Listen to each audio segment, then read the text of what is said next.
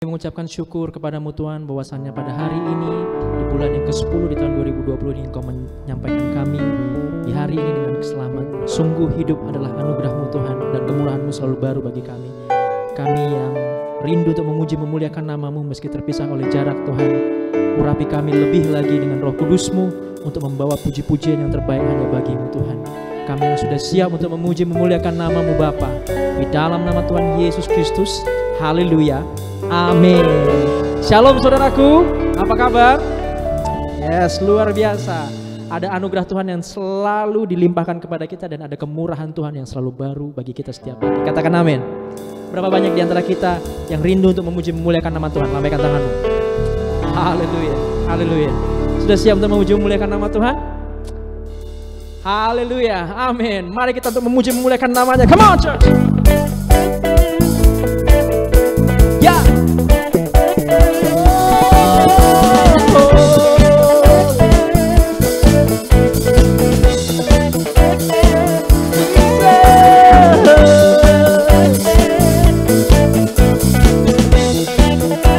Angkat suaramu, katakan.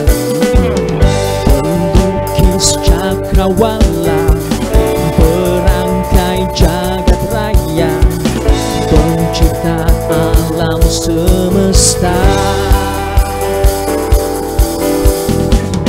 pemilik kehidupan yang sanggup menyelamatkan, dialah jalan kebenaran.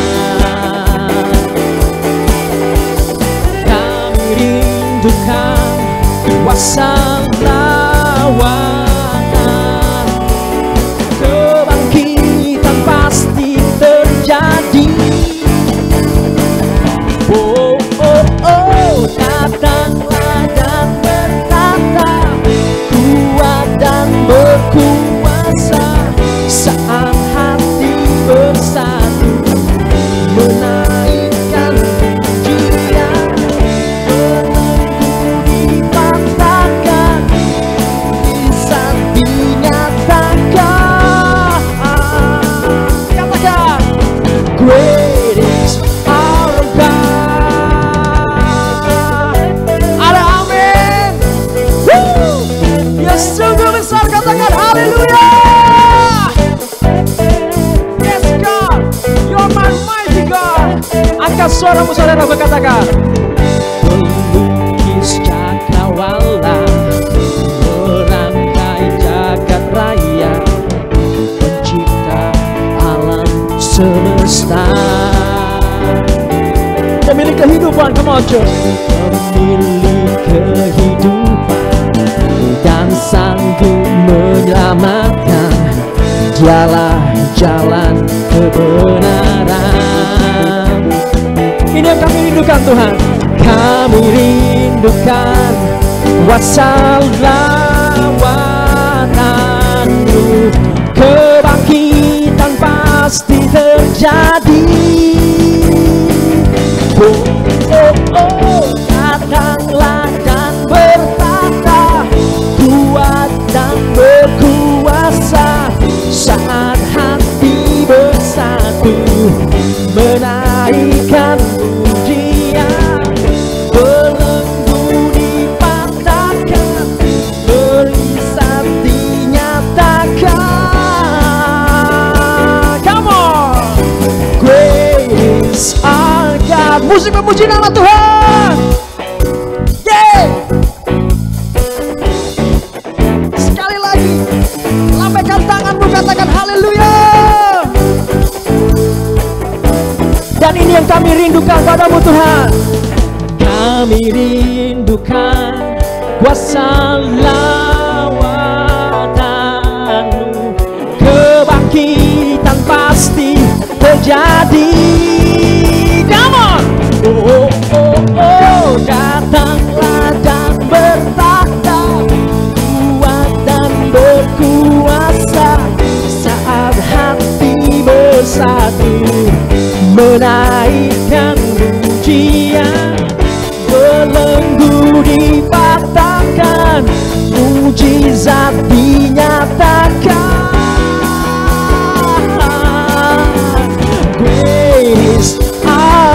sekali lagi. Great is our God. Katakan sekali lagi. Great is our God. Yeah. Woo. Haleluya. Pagi yang luar biasa. Kita mengangkat pujian yang terbaik pada Tuhan kita, Allah yang hidup, Allah yang disembah oleh Israel. Allahku, Allah seluruh keturunan kita, dan sampai kapanpun akan menjadi Allah yang tetap kita sembah. Haleluya. Berapa banyak di antara kita yang rindu untuk mendengarkan firman Tuhan, dan untuk lebih lagi kita rindu untuk Roh Kudus datang dan mengurapi kita, supaya kita diberikan telinga seorang murid dan hati seorang hamba untuk diam di bawah kaki salib Kristus. Haleluya Tuhan. Come Holy Spirit, come Holy Spirit.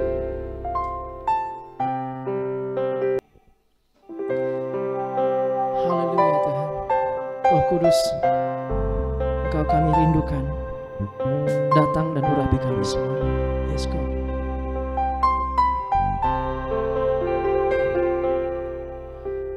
Datang Roh Kudus, Kau ku rindu.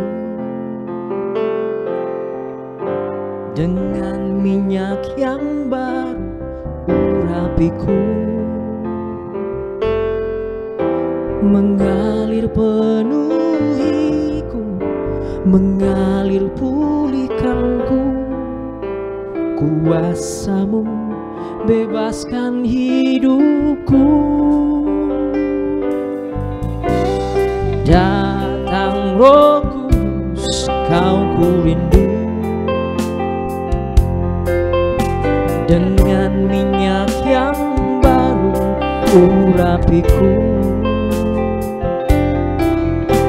mengalir penuhiku, mengalir pulihkanku. Kuasa-Mu bebaskan hidupku. Satu yang ku rindu, bersekutu denganmu. Bawaku lebih lagi tinggal di dalam-Mu, nikmati hadirat-Mu, jamahlah hatiku. Kuasa-Mu mengubah hidupku. Berapa banyak kita di sini yang percaya hanya Roh Kudus saja yang bisa menjamah hati kita, melembutkan hati yang keras, merubah dari hati yang jahat dan menjadi lembut lagi. Hanya Roh Kudus yang sanggup. Katakan amin. Bersama-sama kita angkat lagi dari awal kata. Come Holy Spirit, fall on me now. I need your anointing, come in your power. I love you, Holy Spirit. You captivated my soul.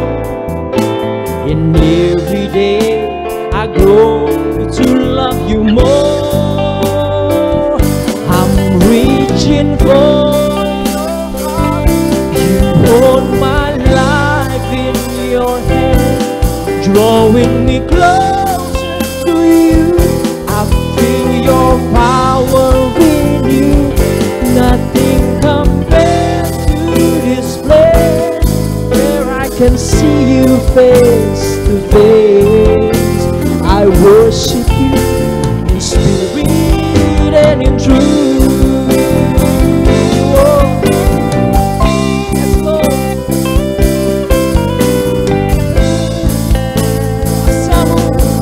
Kuasa-Mu, Roh Kudus, itu yang kami butuh.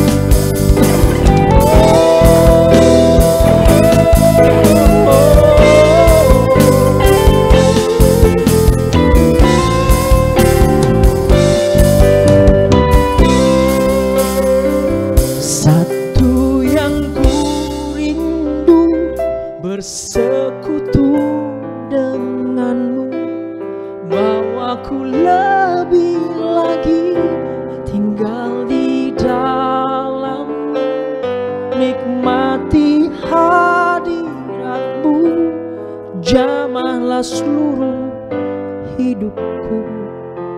Kuasa-Mu mengubah hidupku. Bersama-sama kita katakan, satu yang ku rindu, bersekutu denganmu. Bawaku lebih lagi tinggal di dalammu, nikmati hadiratmu, jamalah seluruh hidupku. Kuasa-Mu mengubah hidupku. Mari kita semua jemaat bangkit berdiri katakan, satu yang ku rindu, bersekutu denganmu. Bawaku lebih lagi tinggal di dalammu, nikmati hadiratmu, jamalah seluruh hidupku. Kuasa-Mu mengubah hidupku. Kuasa-Mu mengubah hidupku. Kuasa-Mu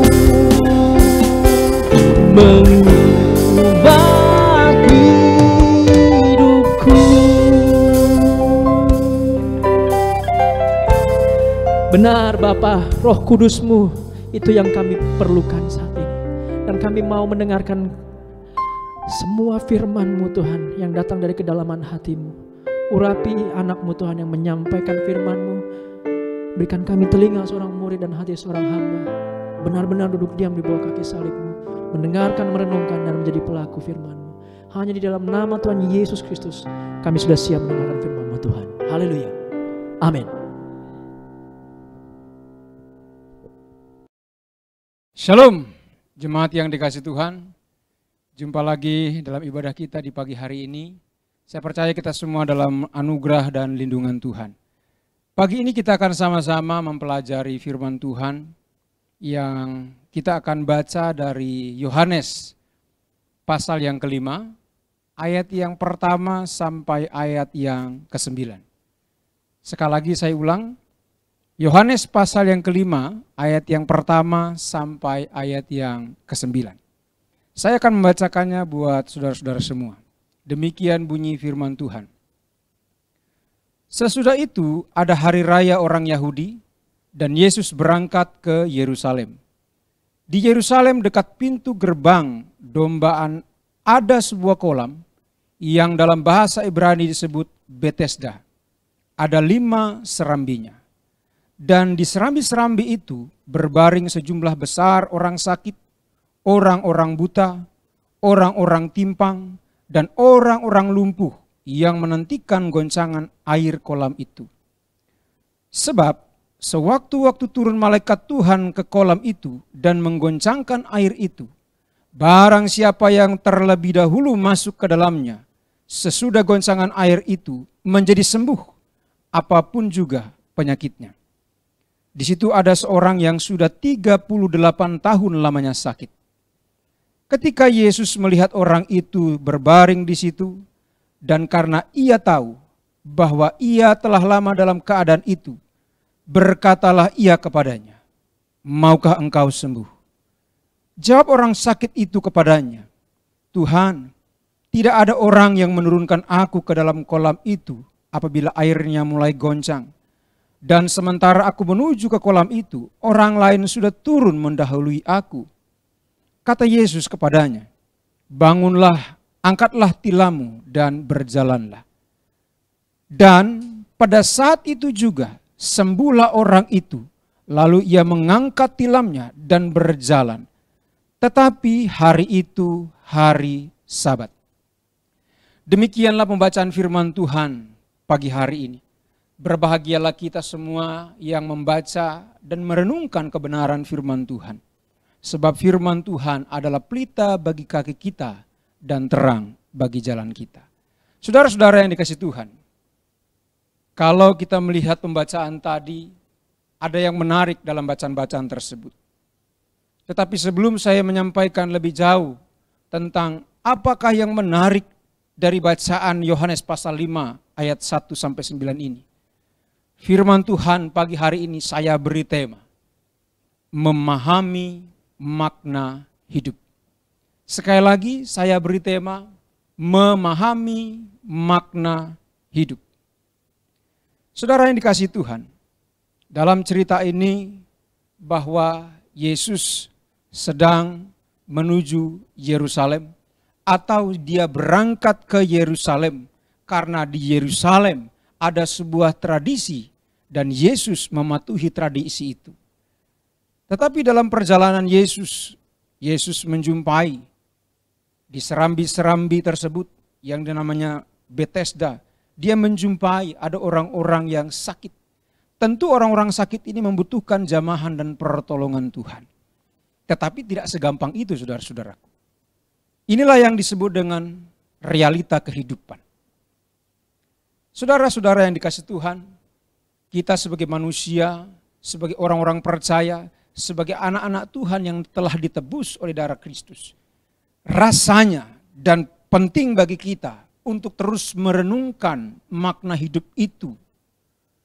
Kalau kita tidak merenungkan makna hidup itu dalam perspektif firman Tuhan, maka kita akan terseret menjadi orang-orang yang terus berpikir secara sekuler atau duniawi. Dan ini menjadi sebuah ironi. Ketika kita terus berpikir secara duniawi, kita tidak menyadari ini sebuah ironi atau sesuatu yang menyedihkan. Tetapi dalam bacaan Yohanes pasal yang kelima ayat 1 sampai 9 ini, firman Tuhan akan memberikan satu pelajaran penting. Ada sesuatu yang menarik dari cerita ini. Maka pertanyaannya saudara-saudaraku, bagaimanakah firman Tuhan itu mengajarkan tentang kehidupan? Bagaimanakah Yohanes pasal 5 ini mengajarkan tentang kehidupan dan makna dari hidup itu? Mari kita simak satu persatu saudara-saudaraku. Mari kita lihat dalam Yohanes pasal 5 tadi, di ayat yang kedua sampai ayat yang keempat. Saya akan bacakan buat saudara-saudara. Di Yerusalem, dekat pintu gerbang domba, ada sebuah kolam yang dalam bahasa Ibrani disebut Bethesda. Ada 5 serambinya. Dan di serambi-serambi itu berbaring sejumlah besar orang sakit, orang-orang buta, orang-orang timpang, dan orang-orang lumpuh yang menantikan goncangan air kolam itu. Ayat yang keempat. Sebab sewaktu-waktu turun malaikat Tuhan ke kolam itu, dan menggoncangkan air itu. Perhatikan kalimat ini saudara-saudara. Barang siapa yang terdahulu masuk ke dalamnya, sesudah goncangan air itu, menjadi sembuh apapun juga penyakitnya. Saudara-saudaraku, kalau kita memahami sebuah realita kehidupan, Yohanes pasal 5 memberikan kepada kita sebuah petunjuk atau realita kehidupan yang kita jalani. Kalau kita melihat dalam ayat yang kedua sampai yang keempat, bahwa di sana ada sebuah cerita, di mana di kolam Bethesda itu di serambi-serambinya ada sejumlah orang-orang yang sakit. Tentu orang-orang sakit ini tidak lain dan tidak bukan, tujuan mereka adalah ingin kesembuhan. Maka dari cerita ini kita bisa menjawab, bagaimana Alkitab atau firman Tuhan mengajarkan kepada kita tentang makna kehidupan. Yang pertama, hidup itu perjuangan. Di sana ada orang-orang sakit, tentu tujuan mereka berada di serambi Bethesda ini untuk mendapatkan kesembuhan. Karena berita yang mereka dapatkan, sewaktu-waktu malaikat turun menggoncangkan air kolam itu. Berita baiknya adalah, siapa saja yang pertama kali turun ke dalam kolam itu, menjadi sembuh apapun penyakitnya. Jadi Yohanes menjelaskan bahwa di serambi-serambi itu berbaring sejumlah orang sakit, orang-orang buta, orang-orang yang timpang dan orang-orang yang lumpuh untuk menantikan yang namanya goncangan air. Bagaimanakah orang-orang sakit ini dapat disembuhkan? Kita membaca aturan mainnya adalah barang siapa yang terdahulu atau siapa yang pertama masuk ke dalam kolam itu, apapun penyakitnya, dijamin sembuh. Inilah aturan main. dari kehidupan menurut Alkitab. Karena itu bahwa makna hidup ini harus dimengerti. Hidup adalah perjuangan. Jadi aturan main yang kita lihat dalam Yohanes pasal yang kelima ini adalah untuk memahami kehidupan itu atau realita kehidupan itu, kita harus menyadari bahwa hidup ini penuh dengan perjuangan. Hidup ini juga penuh dengan persaingan. Dan mungkin ada yang bertanya dan berkata, mengapa harus demikian? Apakah Tuhan tidak sanggup melakukan mujizatnya tanpa harus ada aturan main? Bukankah Yesus cukup berkata engkau sembuh, lalu semua penyakit orang-orang di sana dapat disembuhkan dengan seketika? Tentu Tuhan bisa melakukan apa saja. Mengapa harus manusia susah-susah menunggu goncangan kolam air itu, air kolam itu? Kenapa harus demikian? Prinsipnya adalah itu aturan main yang Tuhan tetapkan. Atau dengan kata lain begini, Tuhan telah menyediakan berkat di sana. Maka silahkanlah engkau berjuang, silahkanlah engkau bertarung dan buktikan engkau orang-orang yang pantas untuk meraih berkat-berkat Tuhan itu. Tentu Tuhan tidak inginkan berkat yang disediakan itu dinikmati oleh orang-orang yang bermalasan, oleh orang-orang yang tidak berjuang, orang-orang yang tidak mau bertarung lebih dahulu. Jadi sebenarnya saudara-saudaraku, Tuhan punya kerinduan agar umat-umatnya ini mendapatkan berkat. Tetapi Tuhan menginginkan ada sebuah mental perjuangan dari anak-anak Tuhan itu sendiri. Dengan kata lain, prinsip atau aturan main seperti ini yang juga terjadi dalam kehidupan kita. Tidak menjadi soal siapa orangnya, tidak menjadi soal dia datang dari suku mana, tidak menjadi soal agamanya apa. Tetapi kalau dia memiliki unsur-unsur perjuangan dan mental persaingan, akan membuatnya menjadi orang-orang yang unggul. Dan aturan main tadi bahwa perjuangan itu harus ada. Tetapi tidak hanya sekedar berjuang, tidak hanya sekedar terjatuh di dalam kolam itu. Tetapi dipastikan dia harus orang yang pertama. Sebagai ilustrasi saudara-saudara, kalau seandainya Bapak Gembala kita memberikan semacam sayembara. Lalu Bapak Gembala mengatakan, minggu depan yang pertama kali masuk sentral Bulungan atau restoran sentral, yang pertama kali masuk dia akan dapat hadiah. Saya dapat bayangkan, Bapak Ibu semua pasti nongkrong, bahkan bisa camping di halaman restoran. Untuk apa? Ya demi yang pertama. Jadi orang kedua, ketiga, dan keempat nggak berlaku hadiah itu. Jadi hanya berlaku kepada orang yang pertama. Demikian pula dengan air kolam yang bergoncang itu. Prinsip aturan mainnya adalah harus yang pertama. Maka orang yang kedua, ketiga kejebur ya enggak apa-apa. Sekalian mandi saja. Tetapi yang hanya bisa disembuhkan adalah orang yang pertama. Maka makna hidup yang pertama adalah hidup itu perjuangan. Jadi Tuhan telah menyediakan berkat-berkatnya. Maka Tuhan menginginkan kita sebagai anak-anak Tuhan untuk terus berjuang, meraih apa yang Tuhan sudah sediakan. Yang kedua, di ayat yang kelima, bagaimana Yohanes pasal 5 mengajarkan kepada kita tentang makna hidup.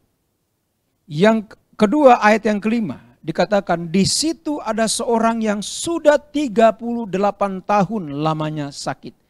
Bayangkan saudara-saudaraku, sakitnya saja sudah 38 tahun.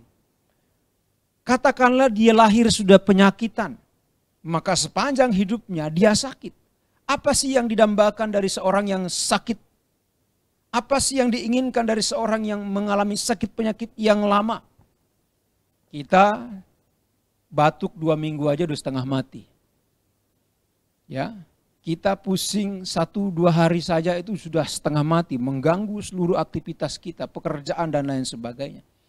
Tetapi di Alkitab mengatakan di situ ada seorang yang sudah 38 tahun lamanya sakit. Ini bukan usianya, usia fisik atau jasmani, tetapi ini usia penyakitnya saudara-saudaraku. Seperti saya katakan tadi, kalau saja dia baru lahir sudah sakit, berarti sepanjang 38 tahun dia berpenyakitan. Maka tidak lain dan tidak bukan, dia punya keinginan yang kuat. Kenapa dia harus berjuang di kolam Bethesda itu? Hanya satu, inginkan yang namanya kesembuhan.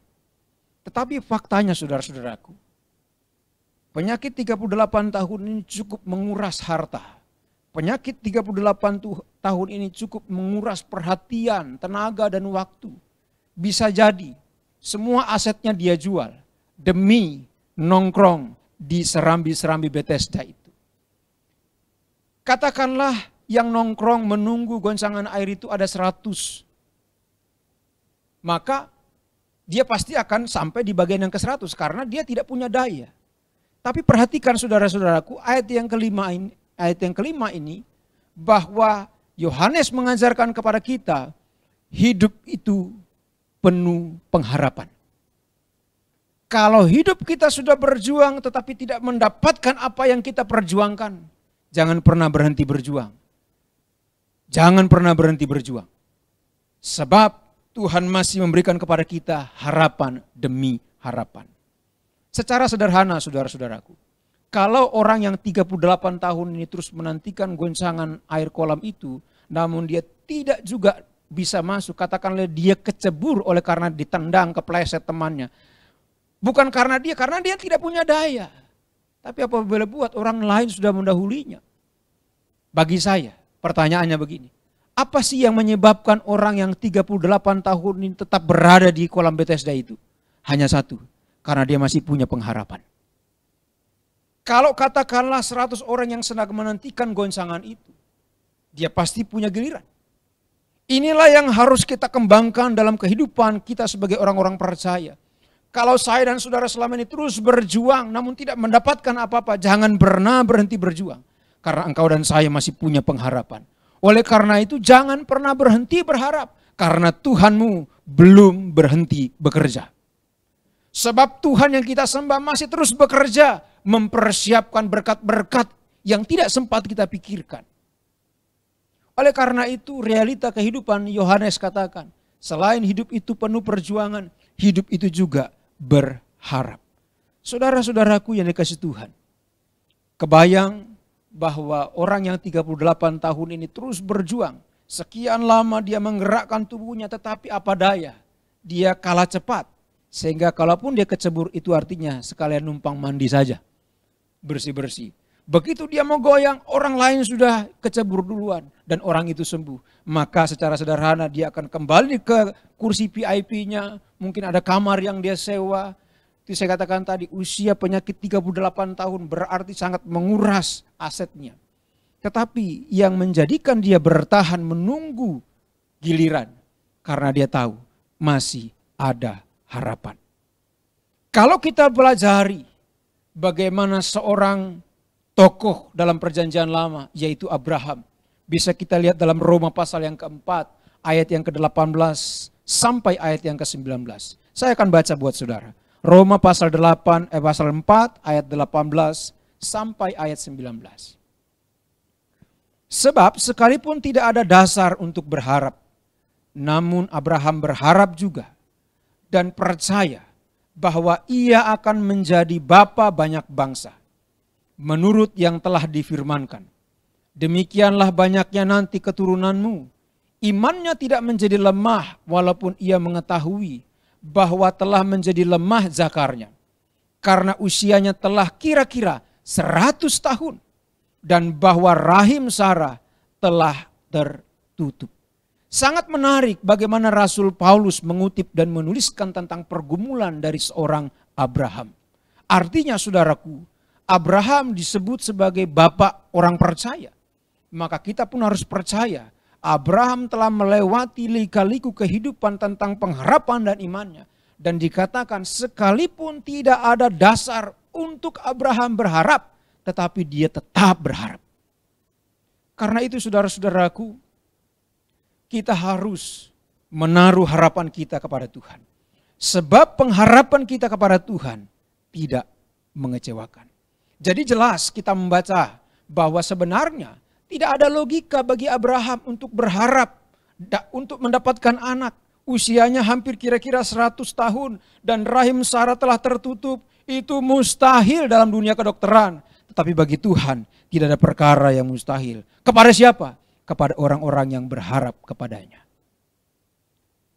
Saudara-saudaraku, izinkan saya sedikit menyampaikan pengalaman hidup saya bersama istri.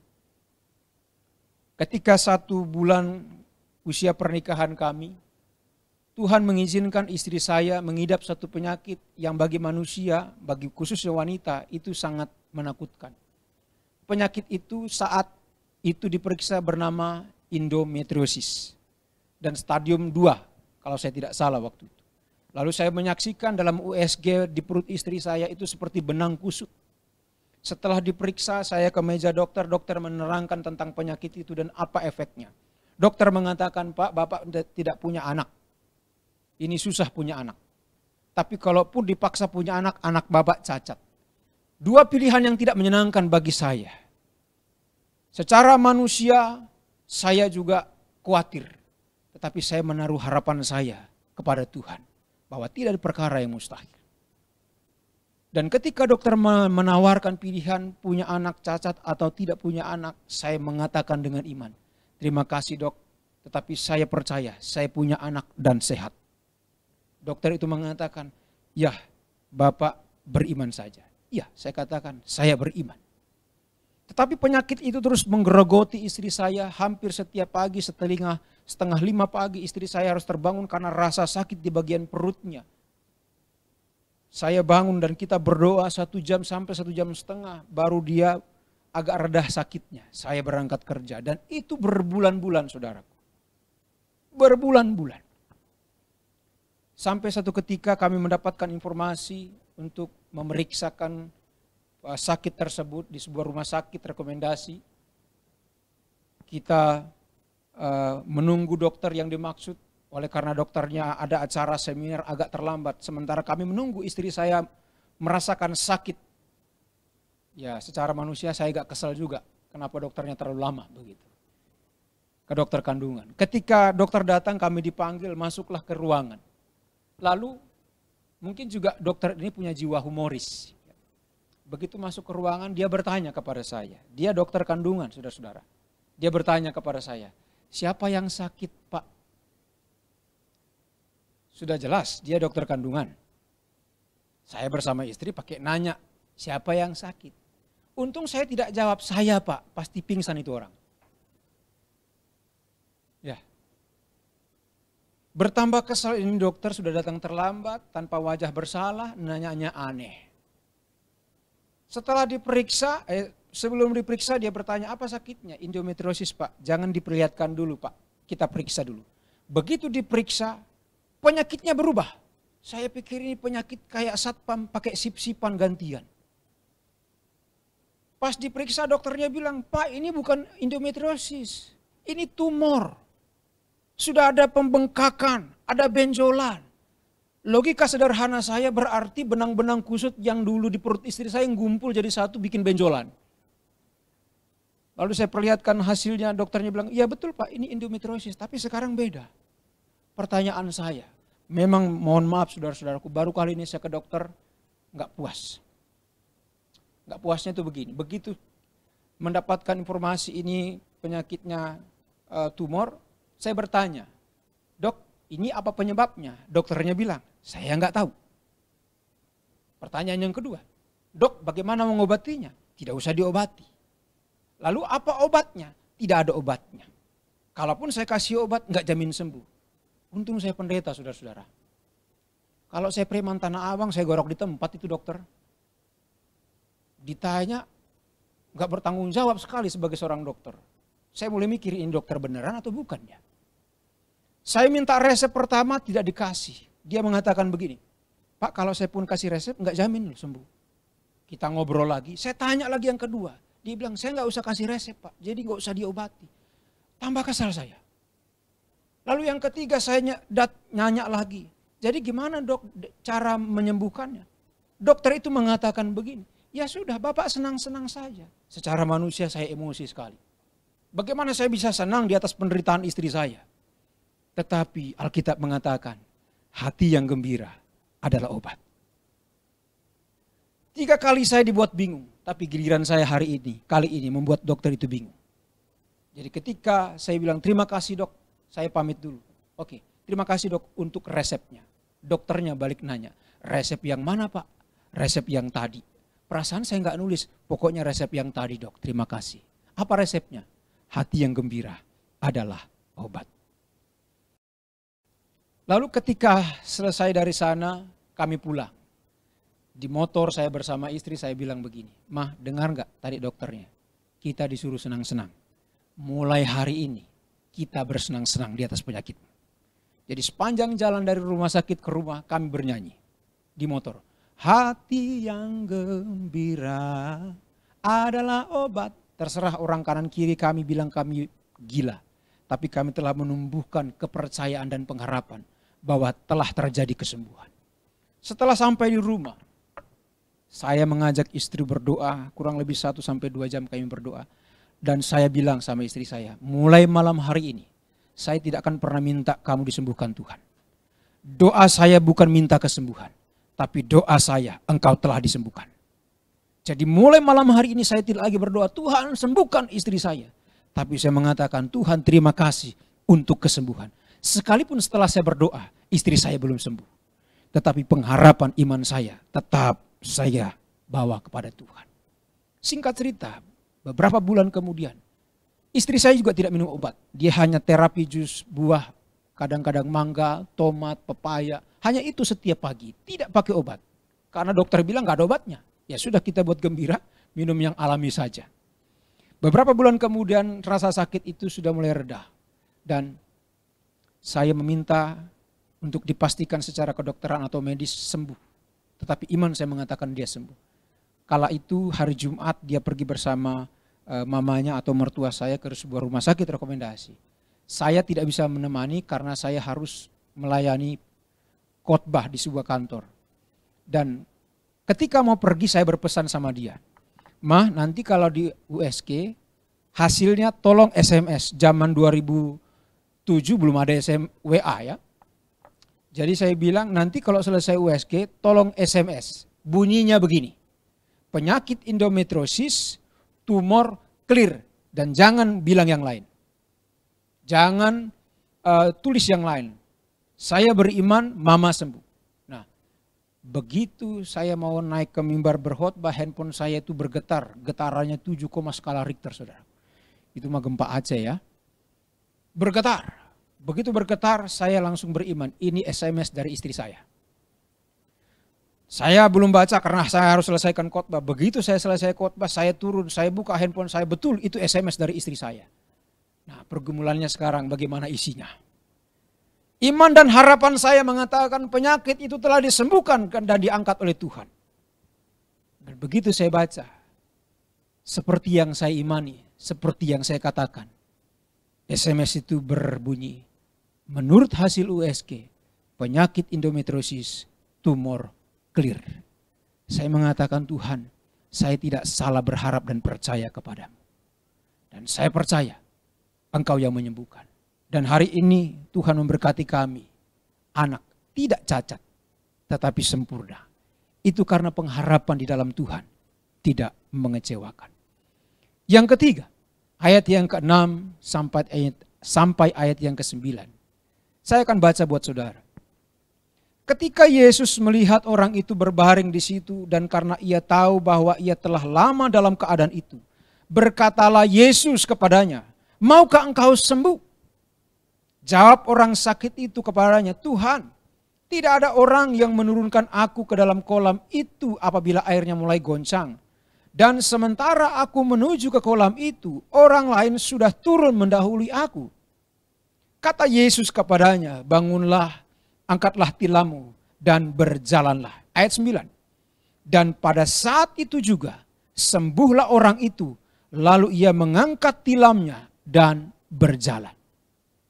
Makna hidup menurut Yohanes pasal 5 ayat 1-9. Yang pertama, hidup itu perjuangan.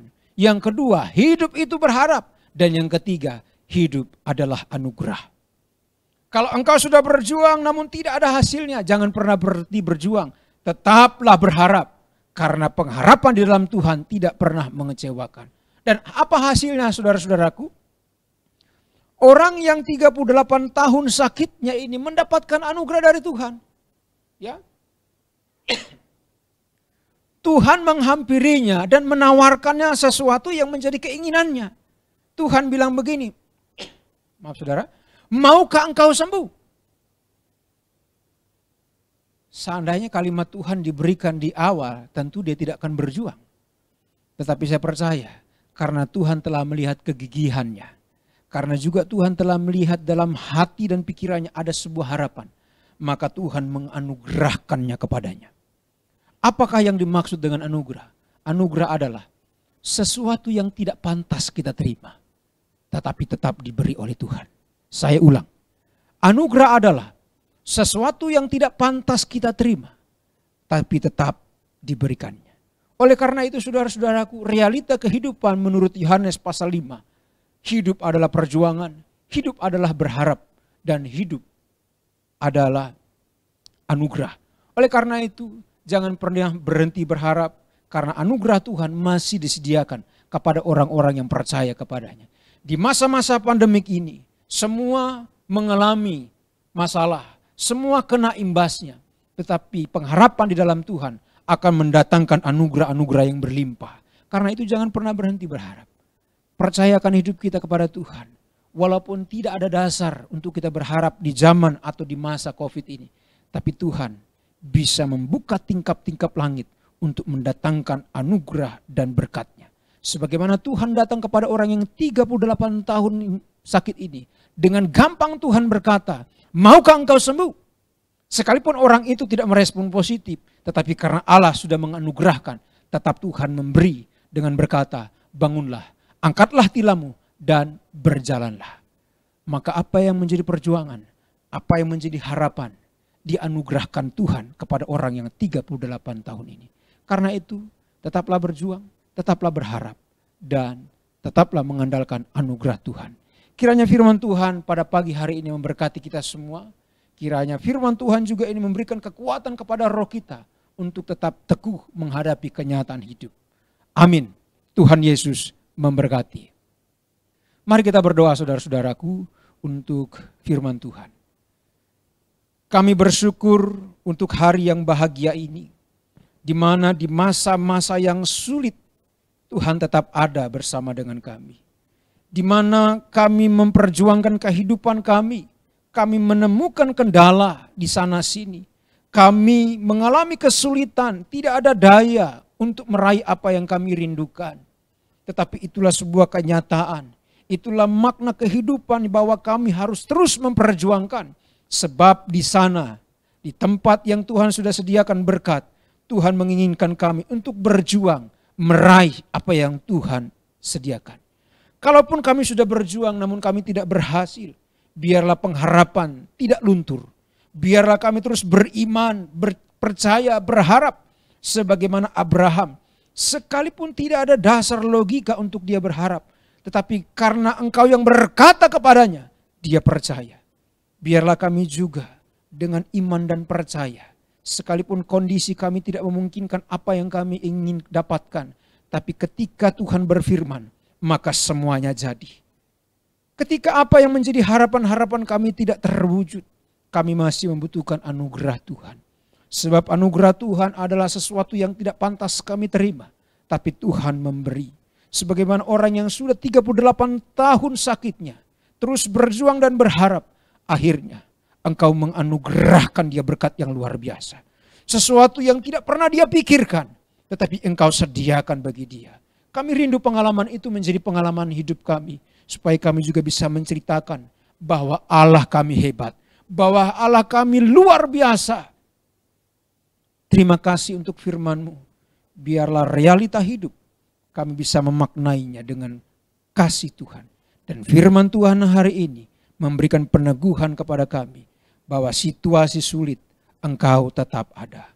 Dalam nama Yesus Kristus kami mengucap syukur untuk setiap berkat dan firman Tuhan. Haleluya. Amin.